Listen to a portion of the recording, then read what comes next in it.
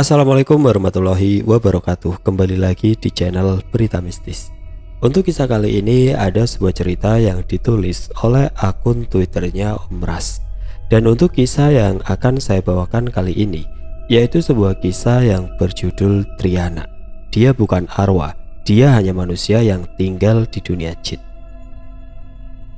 Sebelum kita masuk ke ceritanya, tekan dulu tombol like video ini dan jangan lupa tekan juga tombol subscribe channel ini dan nyalakan juga lonceng notifikasinya agar tidak ketinggalan cerita-cerita baru dari channel ini.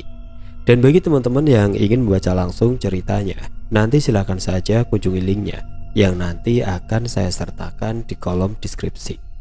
Dan seperti apa untuk kisah kali ini? Langsung saja kita simak berikut ini.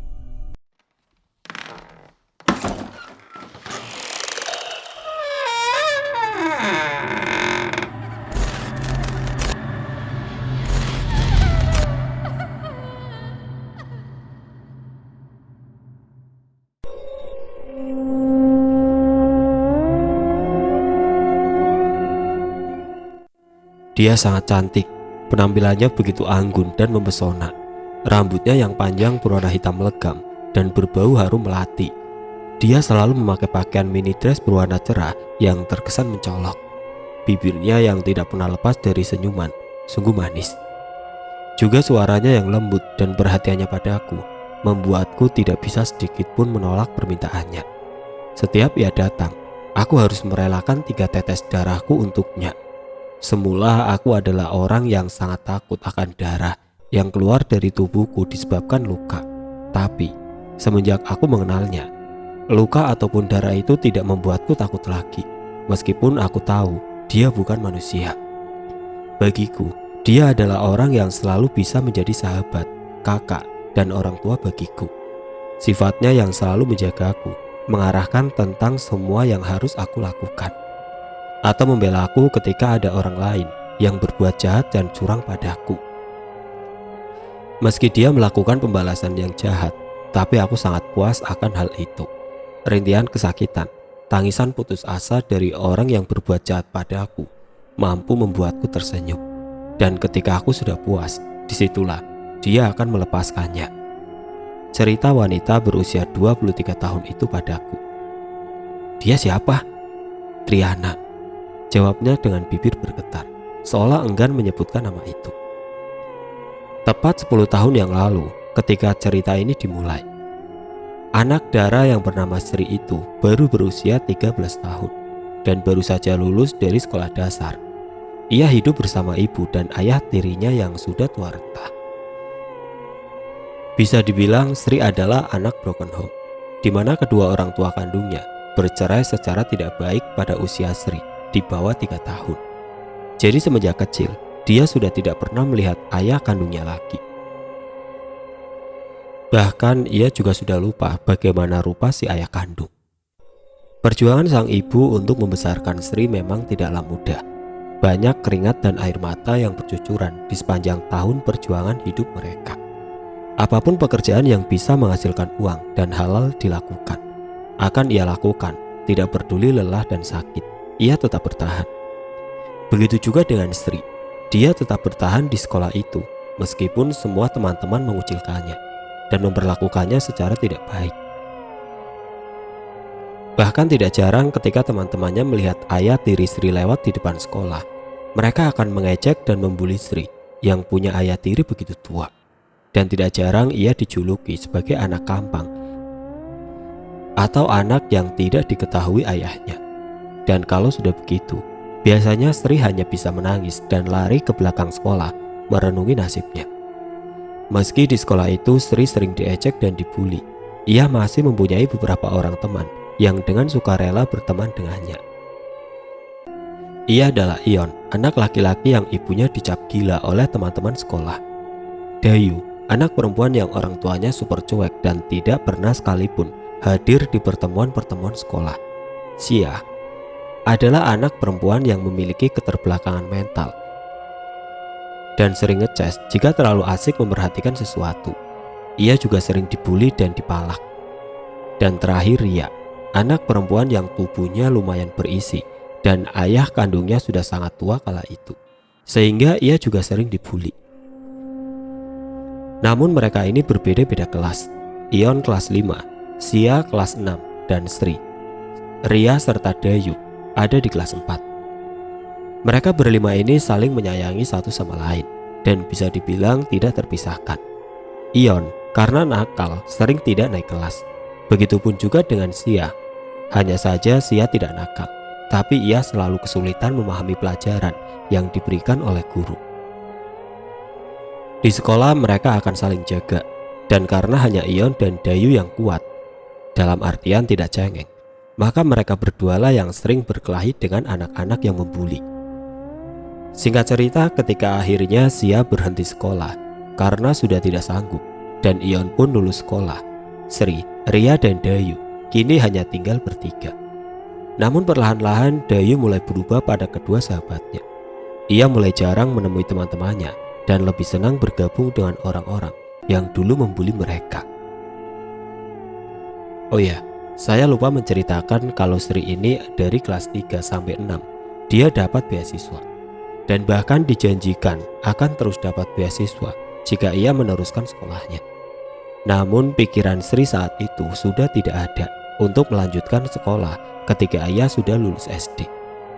Ia lebih memilih untuk bekerja guna mendapatkan uang untuk membantu perekonomian keluarganya. Dia pernah beberapa kali bekerja di warung makan, hingga akhirnya ia mendapat tawaran pekerjaan di sebuah gedung bulu tangkis dan biliar milik seseorang yang kaya raya di desa itu. Desanya cukup jauh dari tempat tinggal Sri, sehingga mengharuskan ia untuk menginap di sana.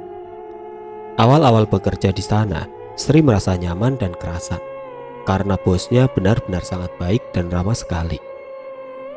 Teman-teman Sri yang sudah ada di sana sekitar 3 orang, 1 laki-laki dan 2 laki perempuan.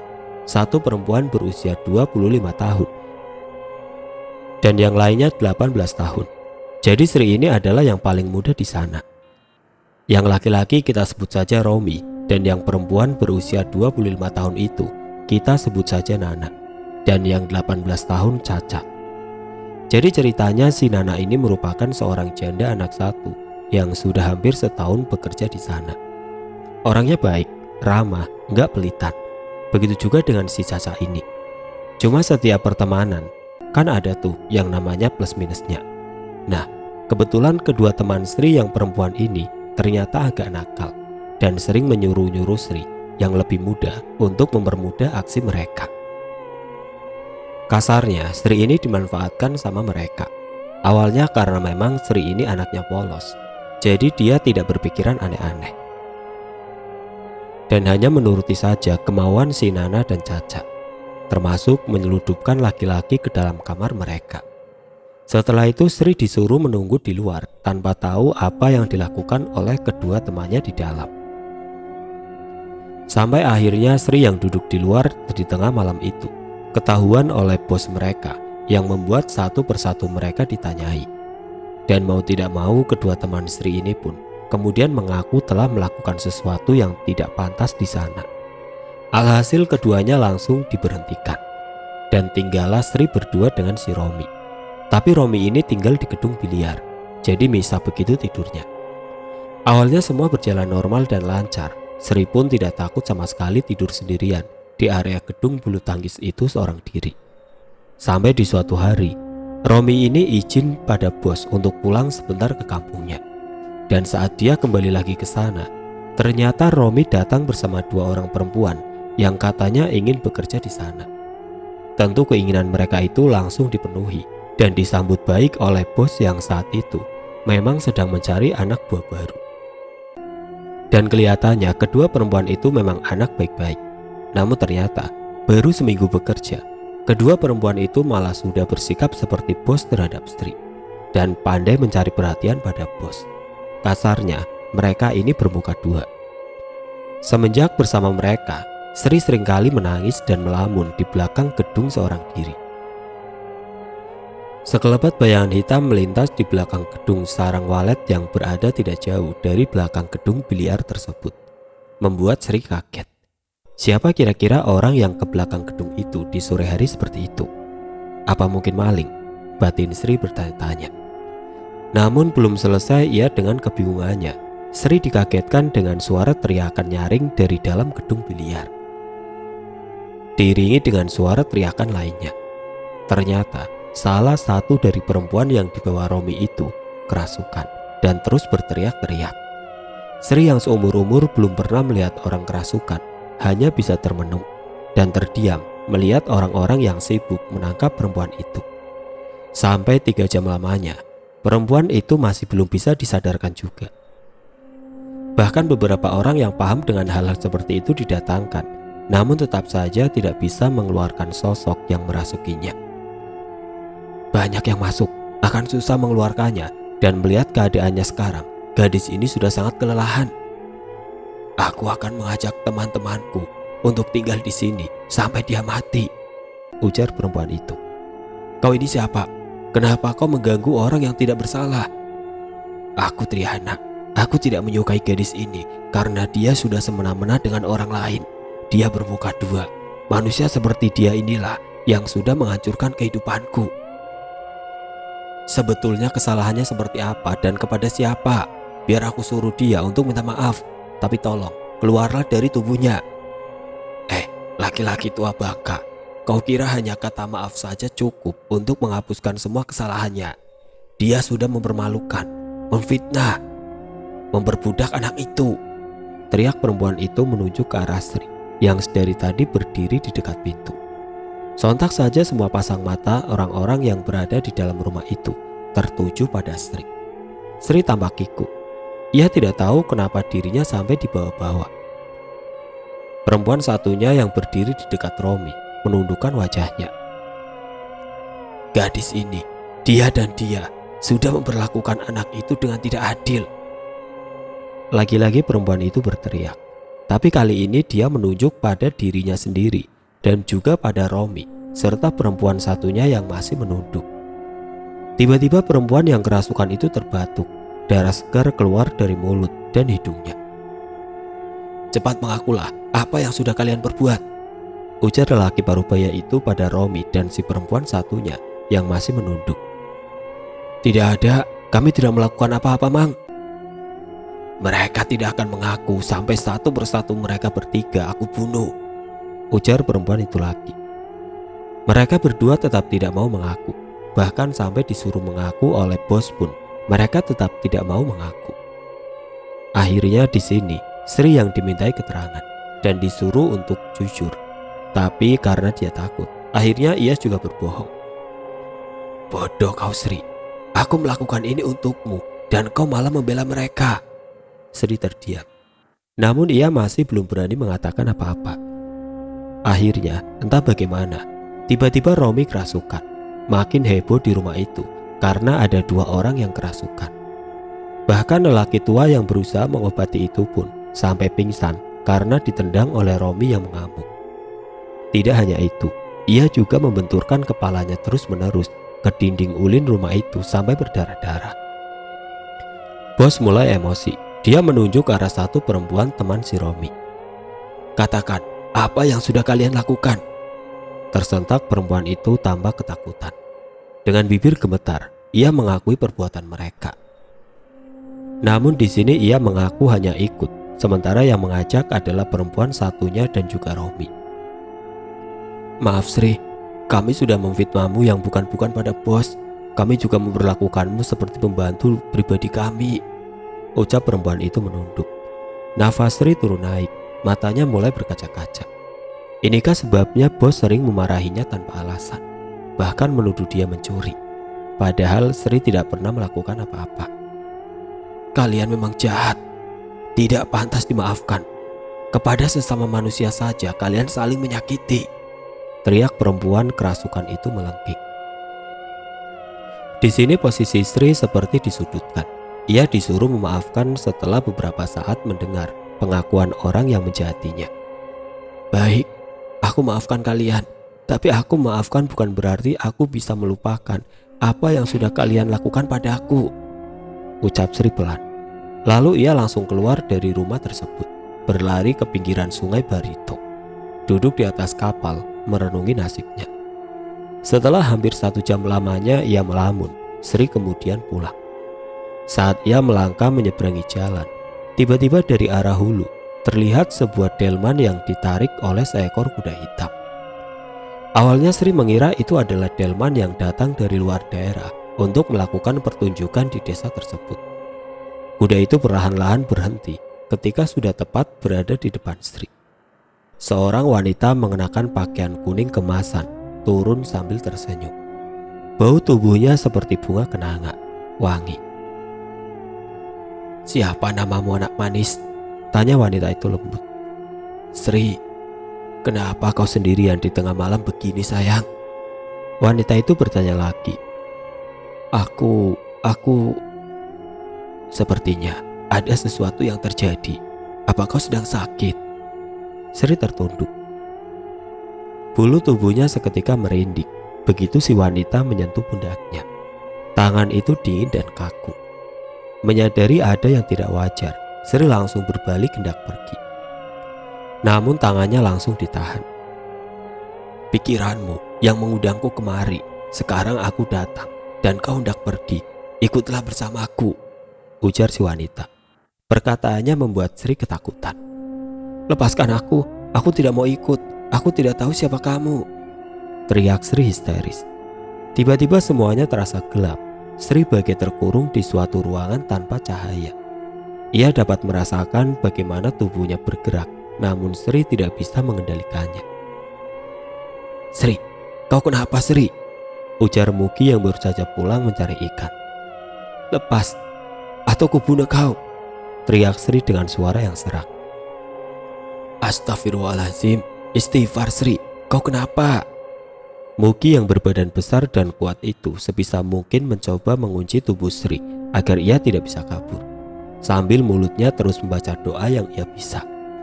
Mereka berguling-guling di jalanan hingga beberapa teman Mugi datang dan segera membantunya membawa Sri ke rumah si bos. Sri meronta, berteriak, memaki dan bahkan membongkar rahasia setiap orang yang berada di rumah itu sambil tertawa-tawa. Rahasia yang hanya diri mereka sendiri yang tahu. "Kau tidur dengan anak tirimu, kau munafik. Di depan orang-orang kau berlagak seperti orang yang paling baik, tapi di belakang kau tidak ubahnya bagai setan bertopeng manusia. Di rantauan, kau memperkosa anak di bawah umur, anak kecil berusia 7 tahun. Kau biadab, kau setan yang sesungguhnya." Orang-orang yang ditunjuk oleh Sri bangkit dan berniat hendak memukul wajahnya. Namun dengan tiba-tiba, Romi kembali kerasukan dan langsung menyerang orang itu. "Kalau sampai terjadi apa-apa pada anak itu, kau akan berhadapan denganku," teriak Romi. Sri tersenyum sinis. Dengan mata yang terbalik, Sri menatap Romi. "Aku tidak takut dengan macan sepertimu. Kalau kau memang tidak takut, keluar dan hadapi aku," ujar Romi lagi. Kini suaranya terdengar menggelegar. Sri hanya tertawa. Ia tidak merespon apa yang dikatakan oleh Romi. "Apa gunanya kau membongkar rahasia mereka? Apa kau tidak kasihan dengan anak itu? Dia bisa berada dalam bahaya karena ulahmu. Aku akan membawanya pergi bersamaku. Sebaiknya kau jangan menggangguku. Urus saja urusanmu." Tiba-tiba Romi dihantam oleh salah satu teman Mugi menggunakan 7 butir benda kecil, bulat, mirip sahang atau lada bulat. Tubuhnya seketika ambruk di lantai. Dan saat ia akan melakukan hal yang sama terhadap Sri, Sri menggigit tangan pria itu sampai dagingnya hampir terlepas. Ia mengerang kesakitan. Sementara orang yang berkumpul di dalam rumah itu perlahan-lahan mulai bubar. Entah mungkin karena mereka takut, satu persatu rahasia mereka akan dibongkar lagi oleh makhluk yang merasuk tubuh Sri tersebut. Bahkan bos mereka yang laki-laki pun tidak mau mendekat. Ia lebih memilih untuk keluar. Yang ada di sana tinggallah Mugi dan salah satu temannya. Sementara Sri masih tertawa-tawa tidak karuan. Andai tangannya tidak segera dipasung, Sri akan langsung menangkap serangga dan cicak di dalam rumah itu, kemudian memakannya. "Semua ini pasti ada sebabnya, Bu. Dan Sri ini semenjak awal saya melihatnya sudah ketahuan kalau dia ini lemah bulu, mudah terkena yang seperti ini," ujar Mugi. "Lalu bagaimana dengan mereka berdua, Ki?" tanya Bu Bos. Entahlah, tapi sepertinya yang ada di dalam tubuh mereka itu hanya sekedar untuk main-main. Tetapi tidak menutup kemungkinan bisa mengundang lebih banyak makhluk lain yang masuk, karena pintunya sudah terbuka. Pusing sekali, Ki. Di rumah sudah ada 3 orang yang kerasukan dalam waktu yang sama. Ini bisa mengundang pandangan buruk orang terhadap gedung-gedungku. Sekarang masalah gedung itu singkirkan dulu, Bu. Yang terpenting, kita pikirkan bagaimana menyembuhkan mereka bertiga. Kalau terus dibiarkan, bisa saja membuat ketiganya mengalami hal yang jauh lebih buruk lagi. Ucapan Muki memang ada benarnya. Kau tahu di mana ada orang yang bisa mengobati kerasukan seperti ini, Ki? Muki terdiam. Ia seperti tengah mengingat-ingat sesuatu. Ada, Bu, di daerah TL. Di mana itu? Di dalam, Bu. Kalau dari sini bisa memakan waktu 2 hari perjalanan memakai jis, ujar Muki. Kalau begitu, tolong kau saja yang pergi ke sana ya, Ki. Nanti pakai speedboat saja biar lebih cepat. Kapan, Bu? Besok bagaimana? Muki terdiam. Sebenarnya besok ia akan keluar desa untuk menjual ikan. Bagaimana, Ki? Bisa, Bu, jawab Muki gelagapan. Baik, besok kau pergi bersama Jarman. Dia yang akan menemanimu. Muki mengangguk. Sebelum pergi, ia menatap Sri yang masih tertawa-tawa itu. Sri yang sudah ia anggap seperti adiknya sendiri. Ia bahkan sering menemani gadis itu bila banyak orang-orang kapal yang datang untuk bermain biliar, hanya supaya Sri tetap aman. Pagi-pagi sekali Muki dan Jarman sudah berangkat ke TL. Sementara di rumah bosnya, Sri masih tetap dipasung karena sudah beberapa kali mencoba kabur. Berbeda dengan kedua temannya yang sudah sadar, namun masih lemas dan sakit karena mengamuk semalam.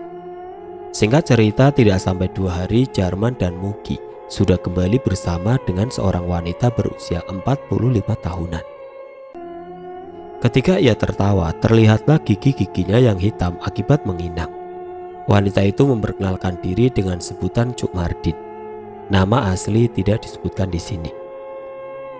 Beliau masuk ke dalam kamar di mana Sri masih dipasung dan tertawa-tawa. Oh, kau rupanya putri. Kita bertemu lagi, nenek tua. Kenapa lagi kau berbuat ulah? Bukannya waktu itu kau sudah aku kembalikan. Adu mulut antara Cuk Mardin dan sosok yang merasuki Sri terdengar seru sekali. Makhluk itu tidak mau kalah meski ia sudah disudutkan oleh Cuk Mardin. Kalau kau tidak mau keluar juga, maka aku tidak punya pilihan lain. Sri yang semula tidak bisa diam, kini ia terdiam dengan raut wajah yang sulit dijelaskan. Dan ketika Cuk Mardin mulai melakukan pengusiran terhadap sosok halus itu, Sri mulai meraung. Matanya yang tadinya terbalik, kini sudah kembali seperti semula. Ia bahkan memanggil Bu Bos dengan lirih, sama seperti suara Sri biasanya. Sakit, rintih Sri. Cuk Mardin menyipitkan matanya. Kau tidak bisa menipuku, kau masih berada di dalam, ujar Cuk Mardin menghardik. Mendengar perkataan Cuk Mardin, mata Sri kembali terbalik. Suara tawanya menggema.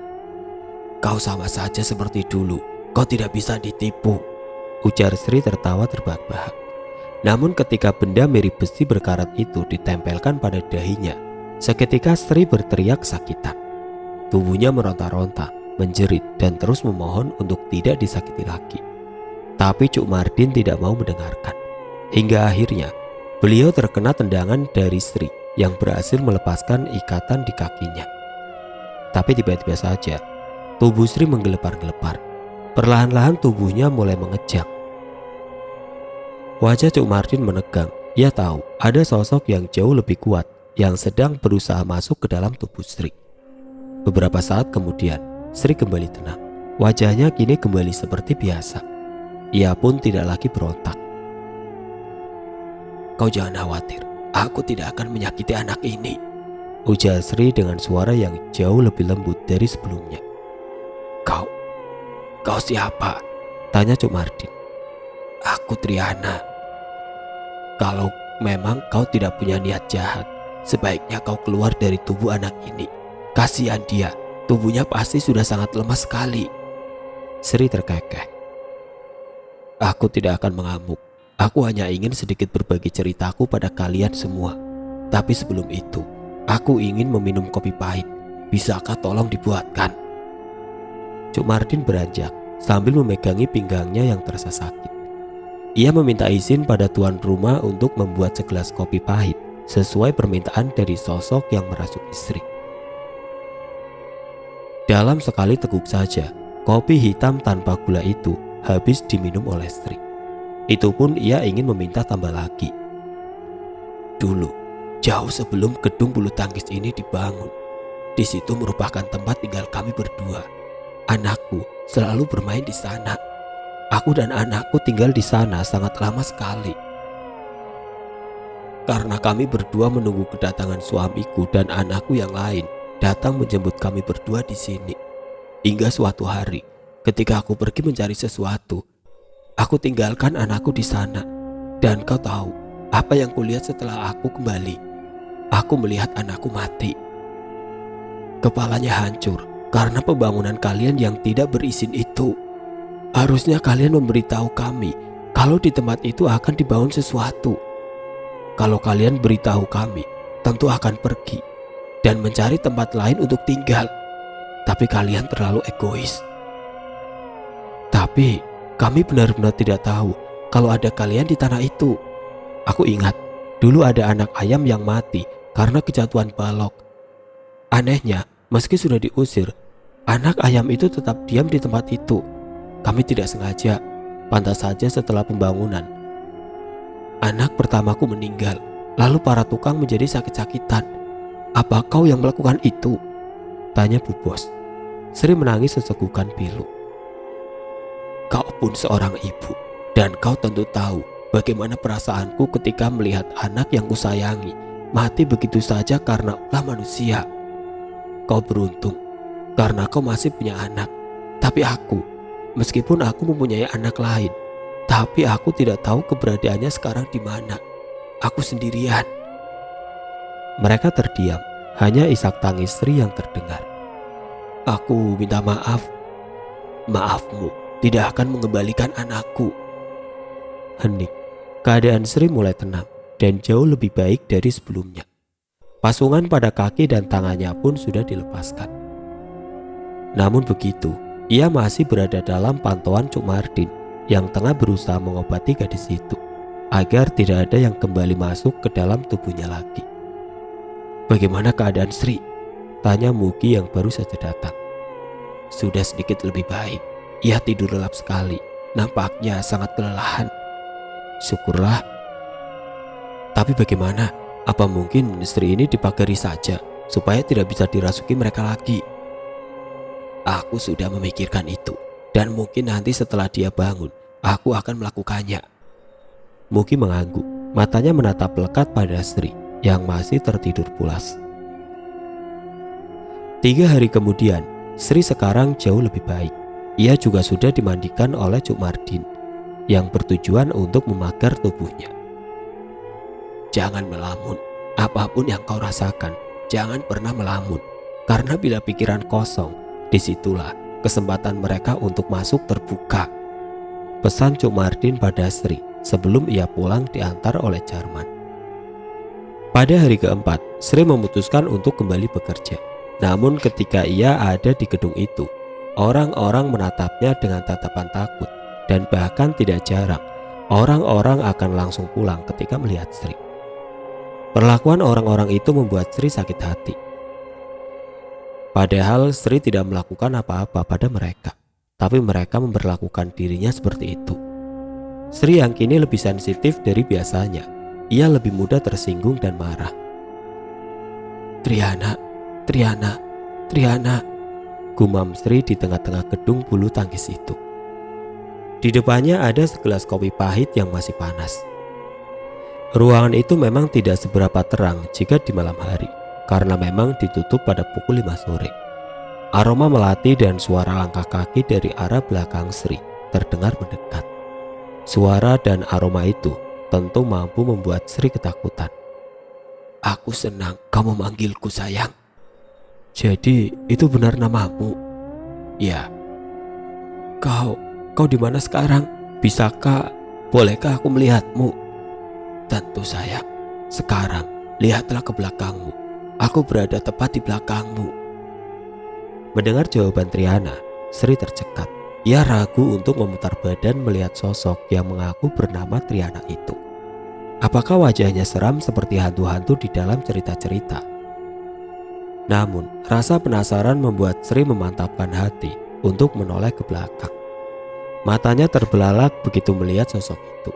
Wajahnya, penampilannya sangat jauh berbeda dari apa yang Sri bayangkan. Wanita itu berwajah sangat cantik, berambut panjang, dan memakai mini dress berwarna merah terang. Penampilannya sangat jauh dari kata seram.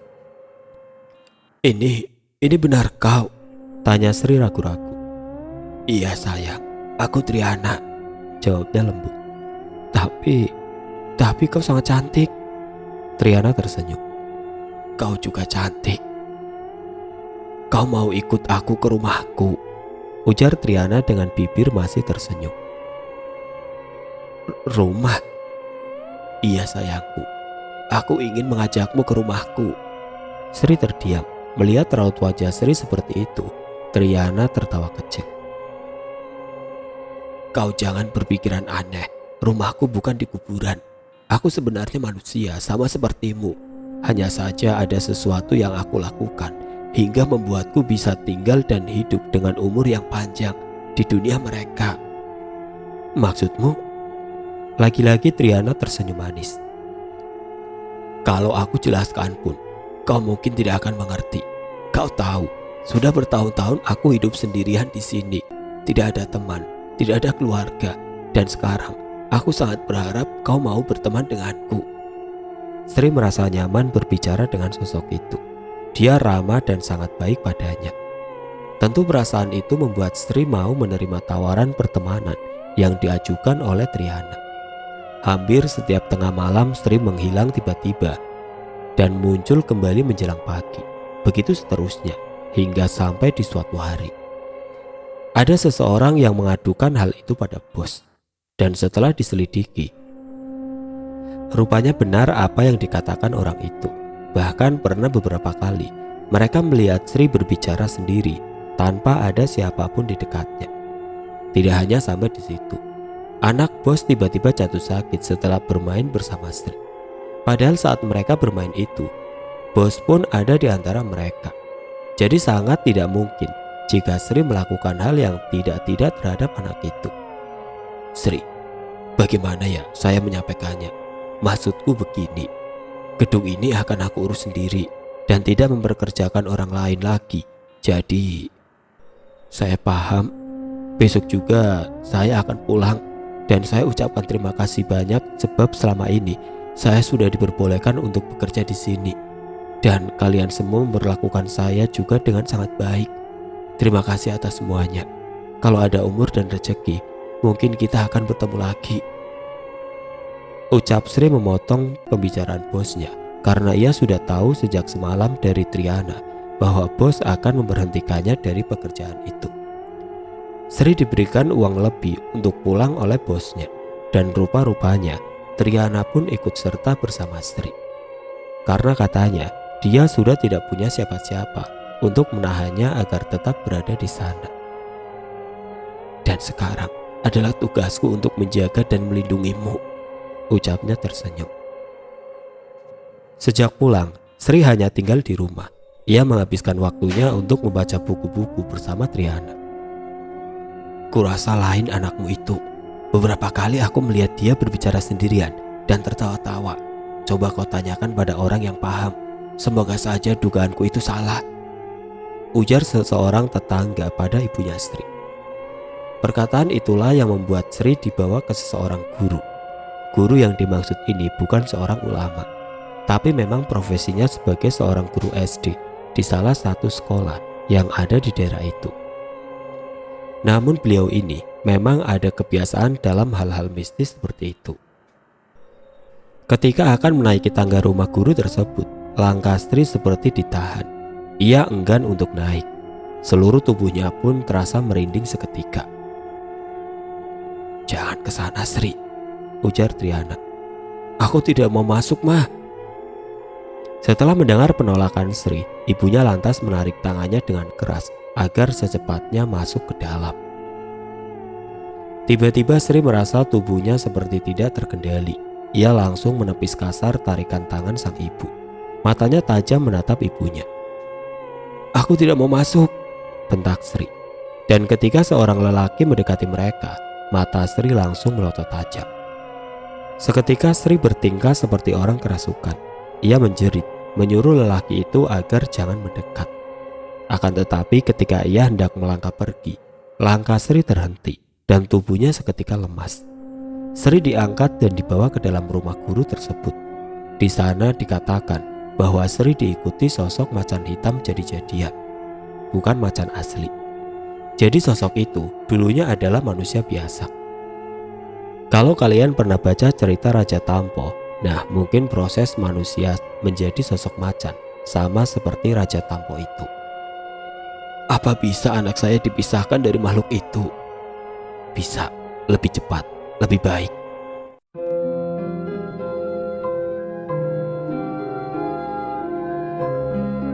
Oke teman-teman, sampai di sini dulu ceritanya. Nantikan kelanjutan kisah ini di video berikutnya.